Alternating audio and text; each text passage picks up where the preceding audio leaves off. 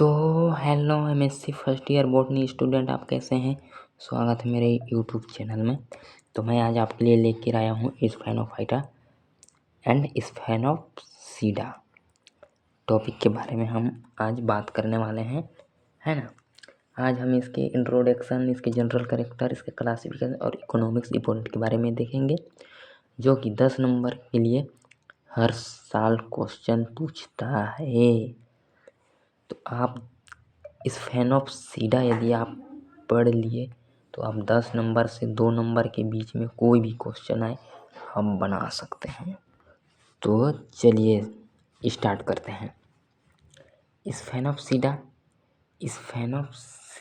को ट्रांसटेल के नाम से जाना जाता है। किसके नाम से जाना जाता है दोस्तों?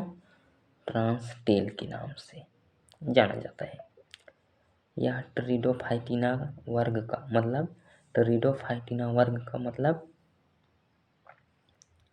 किसका वर्ग का क्या है? स्फेनोप्सीडा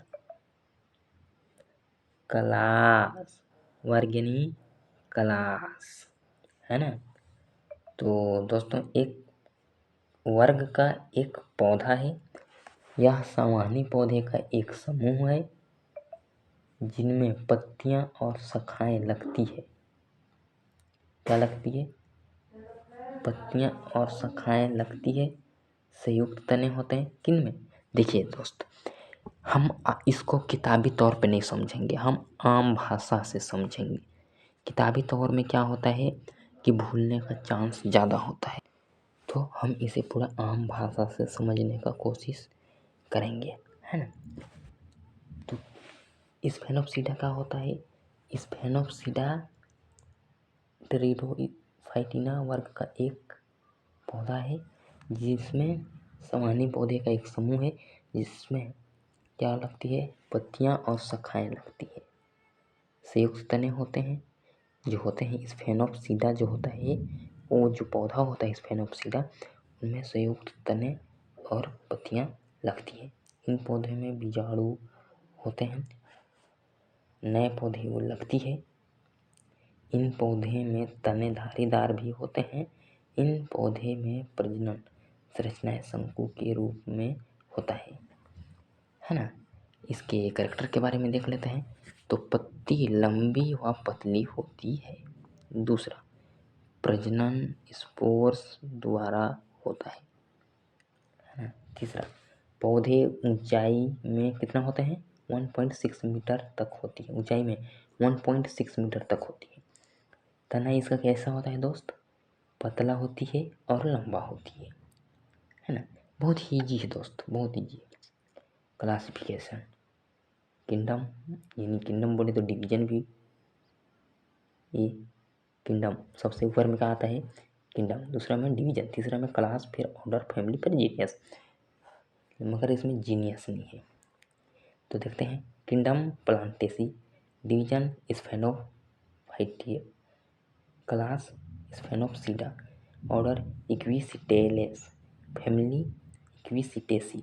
इसके उदाहरण क्या क्या है दोस्त? Equisetum hyemale, Equisetum arvense. तो दोस्त इसके इकोनॉमिक्स इंपॉर्टेंट के बारे में अब थोड़ा सा देख लेते हैं, है ना। इकोनॉमिक्स इंपॉर्टेंट, प्राचीन पौधा है। पौधे के विकास को समझने में मदद मिलती है। ये जो पौधा है एक प्राचीन पौधा है, ये पुराने काल का पौधा है ना। पौधे, और इससे क्या होता है? पौधे के विकास को समझने में मदद मिलता है। ये न्यू युग का पौधा नहीं है, पुराने जमाने का पौधा है। सजावटी पौधे के रूप में उपयोग किया जाता है। तीसरा है, ये तीसरा टॉपिक जो है सजावटी पौधे के रूप में उपयोग किया जाता है। इस पौधा जो होता है स्फेनोप्सीडा सजावटी पौधे के रूप में उपयोग किया जाता है और औषधि उपयोग में भी आता है। जो स्फेनोप्सीडा का जो पौधा होता है दवाई बनाने में भी बहुत ही उपयोग का आता है। तो दोस्तों अगले टॉपिक में हम बात करेंगे मॉर्फोलॉजी एंड एंटोनॉमी ऑफ गेमेटोफाइट, है ना। तो चलिए इसी टॉपिक में देख लेते हैं अगला टॉपिक कौन देखता है ना। तो दोस्तों चलिए देख लेते हैं, है ना। Morphology anatomy of gametophyte and sporophyte, है ना। तो स्पोरोफाइट्स एंड गेमेटोफाइट्स, है ना। कई पौधे का जीवन चक्र में 2 अलग अलग वैकल्पिक चरण है। खासकर फूल एवं फर्न वाले पौधे जैसे जटिल जीवन चक्र वाले पौधे क स्पोरोफाइट द्विगुणित बीजाणु उत्पादक पीढ़ी है ना। जबकि गेमेटोफाइट अगुणित युग्मक उत्पादक पीढ़ी पौधे हैं, है ना। गेमेटोफाइट क्या होता है? गेमेटोफाइट मॉर्फोलॉजी गेमेटोफाइट्स आमतौर पर स्पोरोफाइट के तुलना में छोटा और कम सुस्पष्ट होता है, प्रायः सूक्ष्मदर्शी होता है। पादप समूह का आधार पर एक पतली चादर जैसी संरचना या एक छोटी तंतु जैसी संरचना हो सकती है। गेमेटोफाइट दोस्त समझ आ रहा है?